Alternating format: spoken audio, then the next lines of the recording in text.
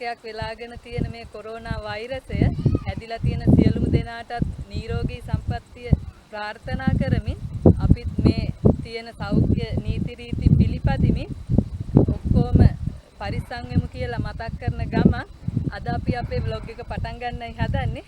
ඉතින් ඔයාලා බලන ඇති මේ චාව් අපි කොහෙද අද මේ ඇවිල්ලා ඉන්නේ කියලා. මේ මොනවාද මයි පිටපස්සෙන් තියෙන්නේ කියලාත් ඔයාලා බලනවා ඇති. අද මේ ඇවිල්ලා ඉන්නේ අපේ වෙල්යායක් වගේ අස්වැන්න නෙලාගත්ත වෙල්යායකට කිව්වත් හරි. ඒ කියන්නේ මෙහි පැස්ත හදන්න ගන්න ප්‍රධාන අමුද්‍රව්‍ය Grano.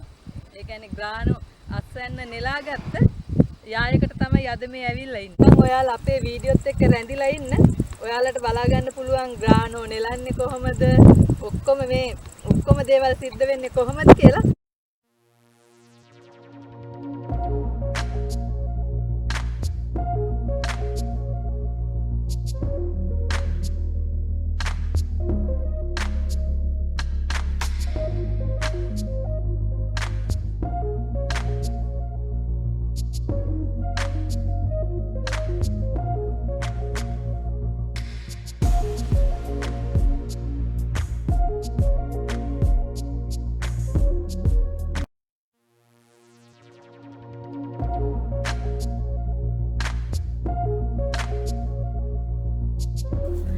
ඉතින් යාළුවනේ මේ මැෂින් එකෙන් වෙන්නේ පැස්ත හදන්න යොදා ගන්න Grano ඇට ටික මේ පිටිපස්සේ තියෙන පෙට්ටියට එකතු වෙලා අනිත් ඒවා අපි ලංකාවේ කියන්නේ පිදුරු කියලා ඒ ටික වෙනම පිළිවෙලකට වැටිගෙන යනවා.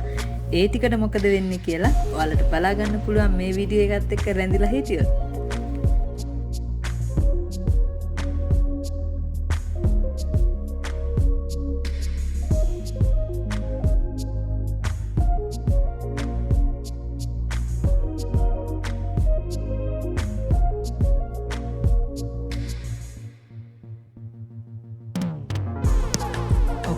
නොවැම්බර් වල වැහි කාලේ පටන් ගන්නවත් එක්කම Grano එට පැලවෙන්න දානවා. මාර්තු මාසයේ වගේ තමයි පොළොවෙන් උඩට එන්න ගන්නෙ. ඊට පස්සේ Grano එට මේ විදිහට ගහෙන් වෙන් කරගන්න ක්‍රියාවලිය සිදු කරන්නේ ජූලි මාසයේ වගේ තමයි.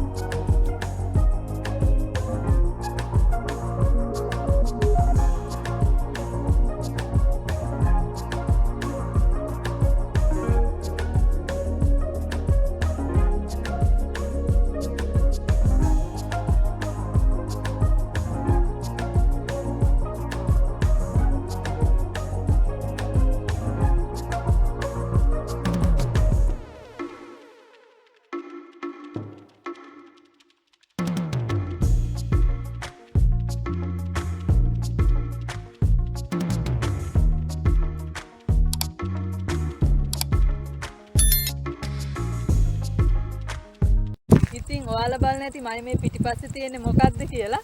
ලොකු කොළ රෝලක් තියෙනවා. ඉතින් Grano අස්වැන්න නෙලාගෙන ඉතුරු කොටස තමයි අපි කියන්නේ පිදුරු කියලා. ඒ ටික තමයි මේ මැෂින් එකකින් රෝල් කරලා තියෙන්නේ. ඒ කියන්නේ දෙසැම්බර් ජනවාරි වගේ සත්තුන්ට කෑමට දාන්න තමයි මේවා මෙයාලා ස්ටොක් කරලා තියන්නේ.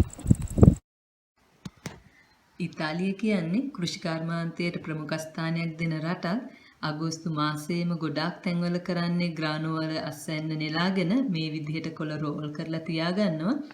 ඒ වගේම සත්තුන්ට කන්න දෙන්න වෙනමම තනකොළ වගා කරලා මේ විදිහට කොළ රෝල් කරලා ස්ටොක් කරලා තියාගෙන වින්ටර් එක පුරාවටම ඒ කියන්නේ සීත කාලයේ පුරාවටම අශ්වයන්ට හරක්ට බැටළුවන්ට කෑමට දෙන්න ගන්නේ මේවා. ඉතින් සත්තු කැමති ෆ්‍රෙෂ් තනකොළ කන්න උනාට සීත කාලයට තනකොළ වැවෙන්නේ නැහැ. අක්කර ගානක් වගා කරත් සංවර්ධිත රටක් නිසා එක මිනිස්සෙක් තමයි යන්ත්‍ර සූත්‍ර භාවිත කරලා මේ ඔක්කොම වැඩ ටික කරන්නේ.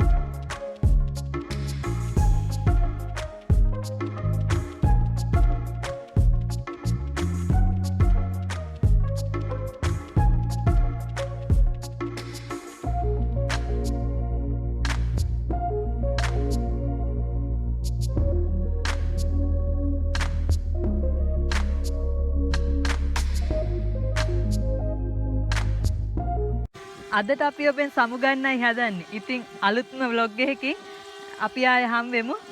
ඔයා අපේ channel එකට අලුත් කෙනෙක් නම් අපිව subscribe කරලා එකතු වෙන්න කියලා ආදරෙන් මතක් කරන ගම හැමෝටම සුබ දවසක්. Ciao!